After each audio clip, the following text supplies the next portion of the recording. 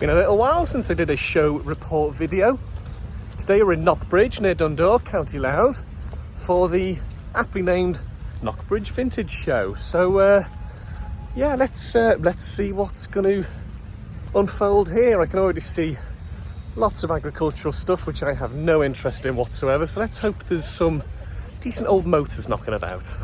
There's quite a lot of tractor things. I think these are harvesters, I think. It's a big one, isn't it? That one's only smaller. It's only a little tiny baby one, look. That one's got like a mirror just there, look. New Holland. Yeah, know absolutely nothing about agricultural stuff, but here's something I do know things about. Cars. Yeah, let's get stuck into these. Gaze upon the beauty of this rather basic old Toyota Corolla. And I must apologise for the dreadful music, meaning I'm having to shout. Look at that for an interior. Tweed seats, I think. Lovely, isn't it? But she's really lovely, isn't she? Very, very clean. I know these do have a bit of a habit of corroding rather quickly. Couple of little uneven areas around this one, and a little bit of paint fadage on the mirrors. But overall, very, very nice indeed. One big issue for me are those black plates. They need binning. Rest of it, though, very, very nice indeed. I do have a huge soft spot for old Fiestas. My first ever car was a Fiesta. It was a lot newer than this. It was 2002, just before the Mark V. So this is fantastic. It's a Fiesta L, which, as far as I know, means it's extremely basic. Always thought the petrol cap position on these was very odd, especially if you're somebody of an advanced age. It's got wonderful mud flaps there as well. They're a lovely touch. Sills and all in very, very good nick. Did notice a little bit of corrosion at the back here, which will probably need to be looked at. Sadly can't get a good enough shot of the interior with the windows all up, but I'm not too bothered about that. I would love one of these. I'm gonna have to get looking online, because that is simply sensational. Two very different ends of the classic spectrum here, with a beautiful old Ford Anglia and a little baby Mitsubishi Pajero. I quite like these. And they go for a pretty penny nowadays too. A Pajero Junior. Cute, isn't it? Yeah, I'd like that. I'm pretty much as tall as it. And of course this would have been considered probably a pretty big car back 25 years ago, but I guarantee park this next to any of its contemporary offerings and it'll look absolutely tiny. There's a non-standard steering wheel, I think, but it's really, really nice, isn't it? Very, very clean indeed for its 25 years. Wearing them very, very well indeed. And then, of course, over to the Anglia. These are, well, not really my kind of thing, to be honest. I think they've been kind of popularised in contemporary media a little bit too much, of course, with the Harry Potter connection.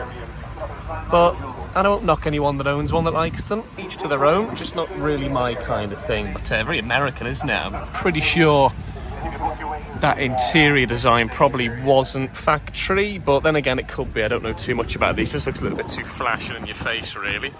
But I am open to correction on that. It's the 105E, the Anglia Deluxe 105E, so quite posh by Anglia standards. One styling element I've always liked is this sort of sloping rear windscreen which kind of curves inwards. I really like that, but it just doesn't really float my boat.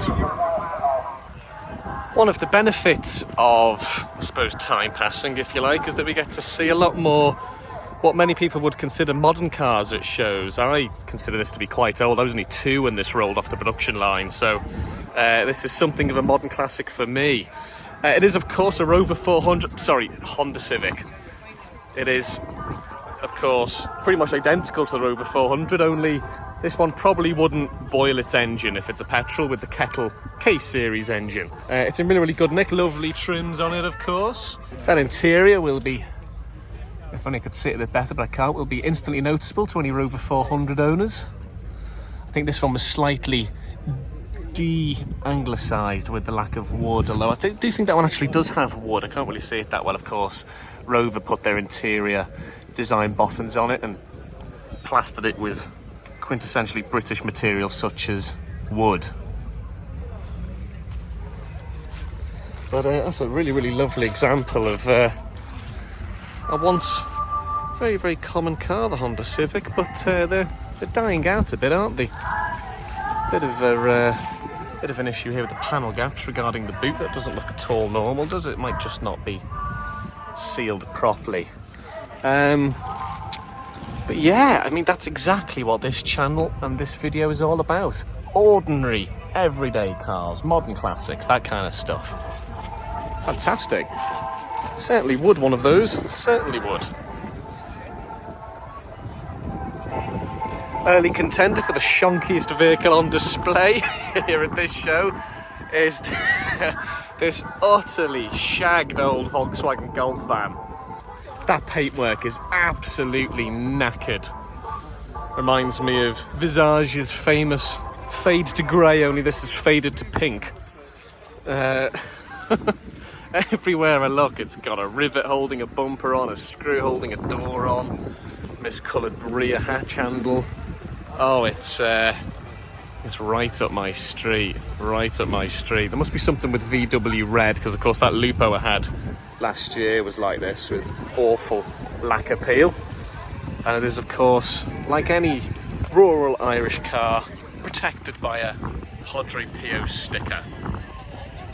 And it looks to have quite a lot of detritus inside as well. But, God, that is truly dreadful.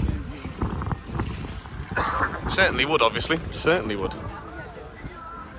So from the awful, that ridiculously knackered old Golf van, to the simply sublime, this Dolomite Sprint.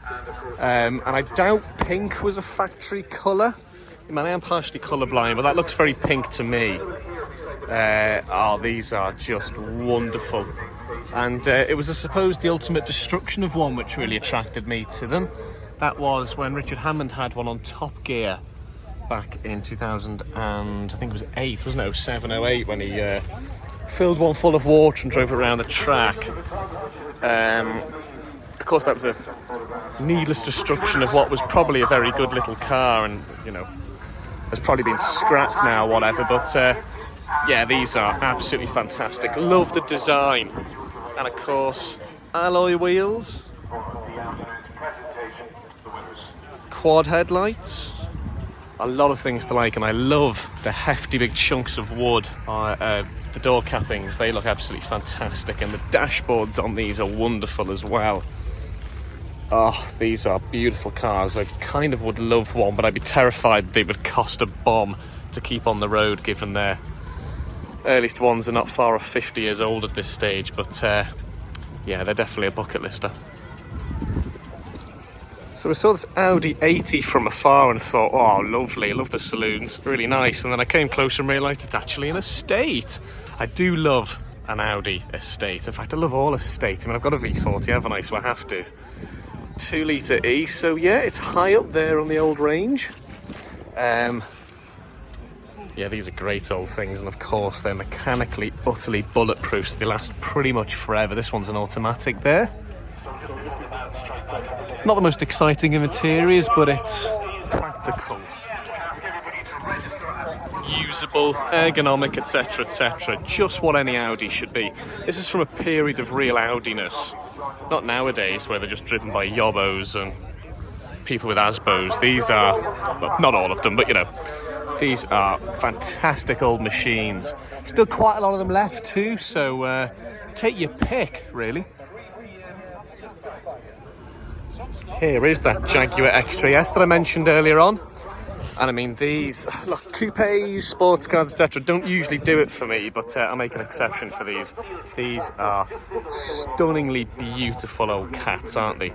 I mean, I've mentioned it on numerous videos and I've seen these at shows. That swooping rear quarter design, flying buttress design is just Absolutely beautiful. I mean, look, like British Leyland had the faults, of course they did, but the design team, when it came to cars like this, were certainly at the very top of the game. I mean, look, not really the car for nowadays, cost of living crisis, etc. You need to tow a petrol station with you on the back on a big trailer in order to keep this thing going. But I mean, just look at that interior: leather, wood, beautiful little automatic gear shifter, the big cat staring you in the face. Probably wouldn't want to be a rear seat passenger though, unless you're a dwarf. But nevertheless, this would just feel so right, wouldn't it, cruising up and down the motorway? Ah, my heart's stolen, honestly. I'd drive this home right now. Beautiful old machine.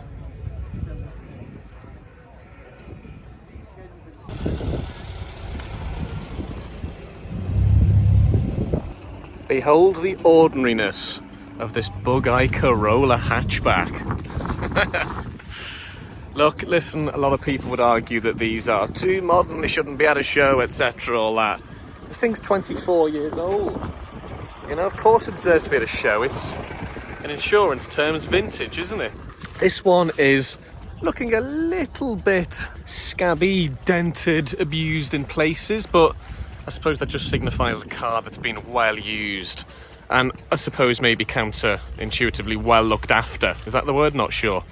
Because of course it's still here despite its slightly problematic body issues.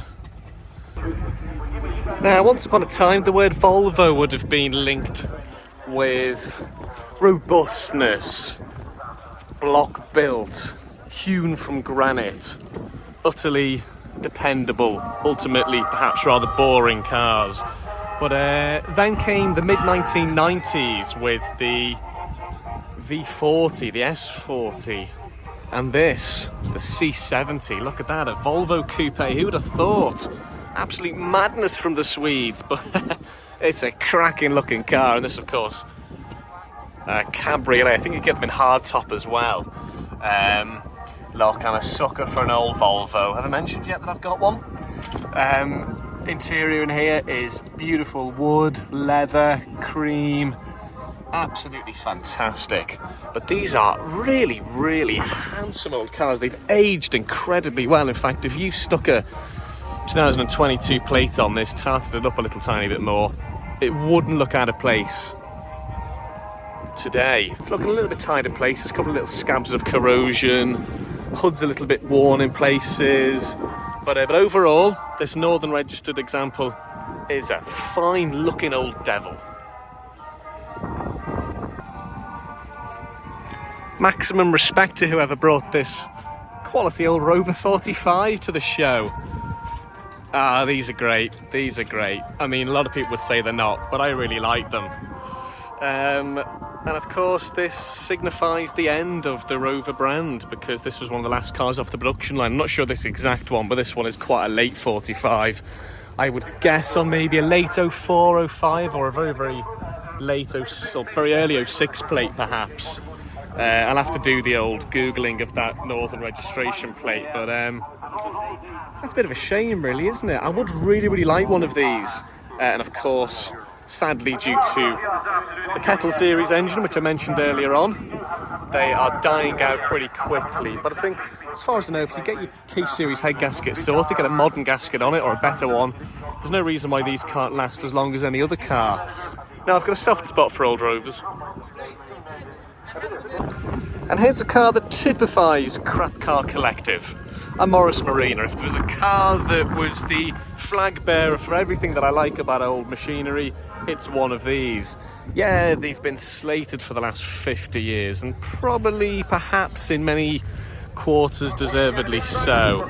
I've never driven one, never owned one, so I can't really comment, but I mean, I feel a little bit sorry for them. Nobody seems to like these, apart from hardened crap car enthusiasts. This is a 1.5 diesel model, so I can only imagine it's probably fairly grim to drive. It's a Mark II with the TC wheels, the twin carb wheels, I think, this one. And it looks in very, very good nick, doesn't it? Again, these succumbed to corrosion, to mechanical issues, etc, etc. So finding them in decent nick nowadays is nigh on impossible. But this one looked pretty clean, doesn't it? Along with the other British Leyland stablemates of the time, namely probably the Allegro, you just don't see many of them nowadays. They haven't really become huge collector's items with the same way that old Dolomites and old Triumph 2000s have done. For instance, old Austin 1100s, old Wolseleys, etc. Morrison Marinas have kind of slipped through many an automotive collector's gap, sadly. And not to say that there aren't still quite a lot that are well looked after, there are, but a lot fewer than there probably should be. But then again, they didn't build too many of these, of course, because of the industrial climate at the time. But anyway, here's one for the history books. Here's a slightly forgotten old Renault. Now, everyone knows of the Renault 5 because they're incredibly popular. A lot of people, of course, know of the Renault 4, which was the kind of slightly agricultural one. But this is a Renault 6. I spotted a lovely green one of these at a show earlier on this year. I can't remember exactly what show it was. Might have been that one down in Carlo. But this isn't this fantastic in this lovely, bright, vibrant yellow. Oh, absolutely superb. And look at that interior with its column shifter. Look at that. Fantastic, isn't it? Lovely. What they look like leather seats, could be vinyl, but they look like leather from here. And that fantastic dashboard and double spoke steering wheel. That is such a lovely, lovely car. Look at the door releases as well there, mounted just above the window wipers. They're funky, aren't they? You can't beat the French for funky design ideas. You really can't. Look at this. With the buttons there for the wipers, etc. Absolutely superb. I'd love one of these. They're class, aren't they? A bit of history there as well.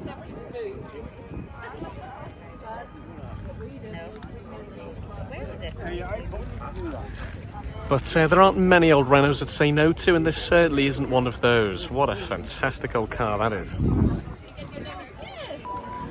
Well, isn't this old Honda Civic absolutely wonderful? I believe on a W plate, it's probably a very, very early 1980s model. Oh, these are fantastic. Again, as with many, many cars here, I'd absolutely love one. Great shape and a lovely old brown colour too. Let's have a look at this interior. I love it when people have got the windows down at shows. Means I can get good shots of the interior. Of course, the Civic's still going today, so they've been incredibly successful down the years, haven't they?